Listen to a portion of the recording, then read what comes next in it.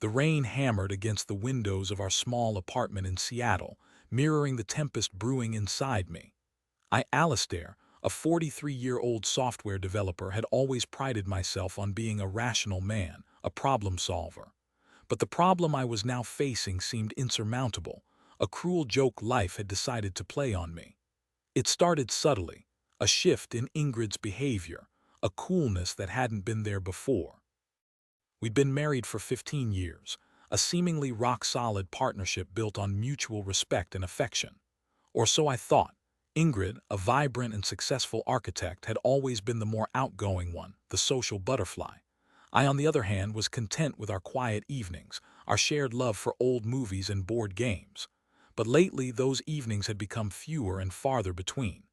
Ingrid was always working late, attending networking events or meeting clients. I didn't suspect anything at first. I trusted her implicitly. Trust, I would soon learn, was a luxury I could no longer afford. The first sign, the tiny crack in the dam, came in the form of a misplaced scarf. A silk scarf, a color Ingrid would never wear, tucked deep in the pocket of her winter coat. When I asked her about it, she brushed it off, claiming it must belong to a colleague she'd given a ride home. I wanted to believe her. I desperately wanted to believe her. But the seed of doubt had been planted, and it began to grow, nurtured by my increasing unease. Then came the phone calls. Whispered conversations in the hallway, hushed tones that ceased abruptly when I entered the room. Ingrid's phone had always been an open book, but now it was guarded like a state secret. Passwords I didn't recognize, notifications silenced, the screen always facing down. I tried to rationalize it. Maybe it was a sensitive work project, a surprise birthday party for me. Anything but the truth that was slowly dawning on me. One Saturday morning, Ingrid told me she was going to a design conference in Portland.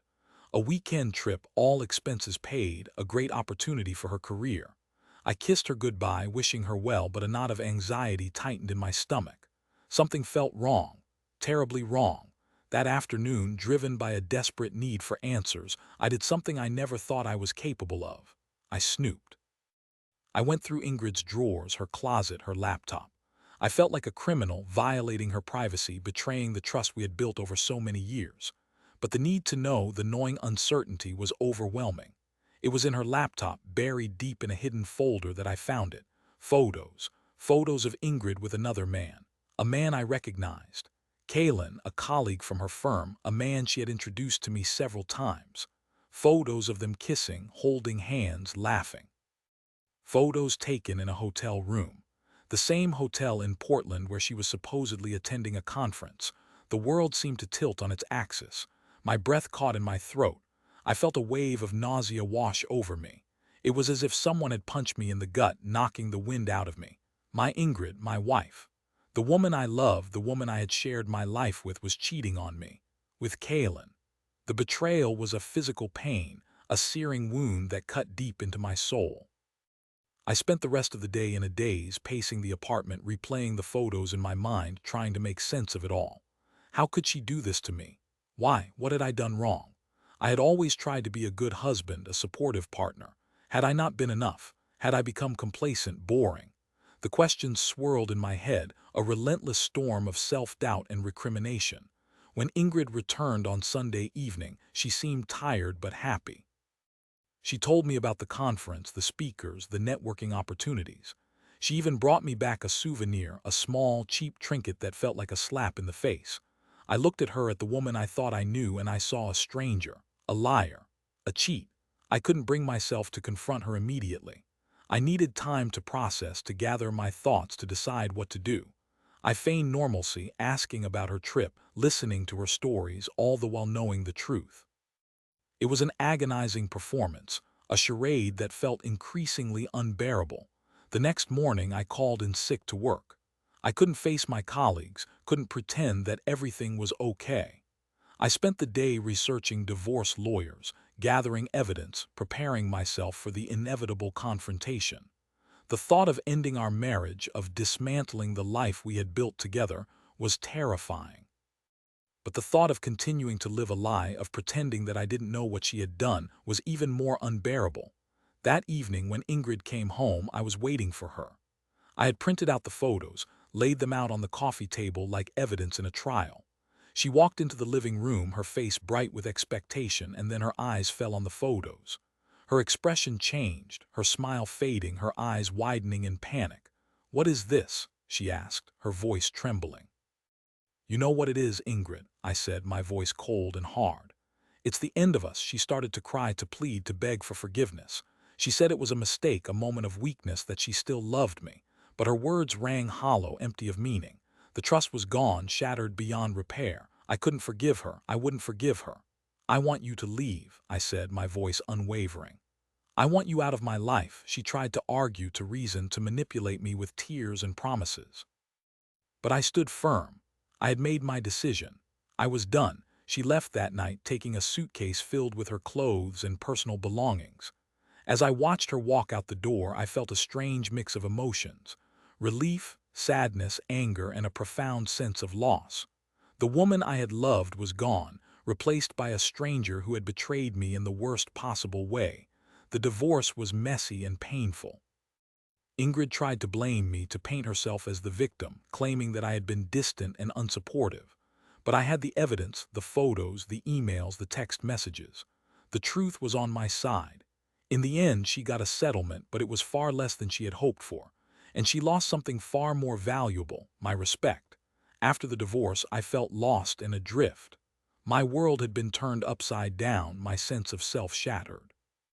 I moved out of our apartment, finding a small, quiet place in a different neighborhood. I threw myself into my work, using it as a distraction from the pain. I started seeing a therapist, someone who could help me process my emotions and rebuild my life. It took time, but slowly, gradually, I began to heal. I learned to forgive myself for not seeing the signs, for trusting Ingrid so blindly. I learned to accept that some people are simply incapable of being faithful, that their actions are a reflection of their own character, not mine. One day, about a year after the divorce, I received a phone call from Kaelen's wife, Wynstan. She had found out about the affair and had left him. She thanked me for exposing the truth, for freeing her from a toxic and deceitful marriage. We met for coffee, Wynstan and I, and we talked for hours. We shared our stories, our pain, our anger. We found solace in each other's company, a shared understanding of what it was like to be betrayed. We became friends, supporting each other as we navigated our new lives. I never saw Ingrid again. I heard through mutual friends that she and Kaelen were still together, but that their relationship was fraught with tension and mistrust. Karma, it seemed, had a way of catching up with people. I eventually started dating again, cautiously, tentatively. I met some wonderful women, but I was always wary, always on guard. The scars of Ingrid's betrayal ran deep, and I knew it would take time to fully trust someone again. But I was determined to move on, to find happiness again. I had learned a valuable lesson, a painful lesson about the fragility of trust and the importance of self-respect. I had survived betrayal, and I had emerged stronger, wiser, and more resilient. Life is unpredictable, full of unexpected twists and turns. We can't control what others do, but we can control how we respond. We can choose to be victims, or we can choose to be survivors. I chose to be a survivor, and I wouldn't let Ingrid's betrayal define me or my future. Years passed. I continued to work as a software developer, finding satisfaction in my career. I traveled, I pursued my hobbies, I spent time with friends and family. I even fell in love again, with a kind and compassionate woman who cherished and respected me. Looking back on that dark chapter of my life, I realized that Ingrid's betrayal, while incredibly painful, had ultimately made me a better person. It had taught me the importance of honesty, integrity, and self-worth. It had shown me that I was capable of surviving anything, of overcoming any obstacle. And so, I moved forward with my head held high, my heart open to the possibilities of the future. I had been betrayed, but I had not been broken. I was a survivor, and I was ready to embrace whatever life had in store for me.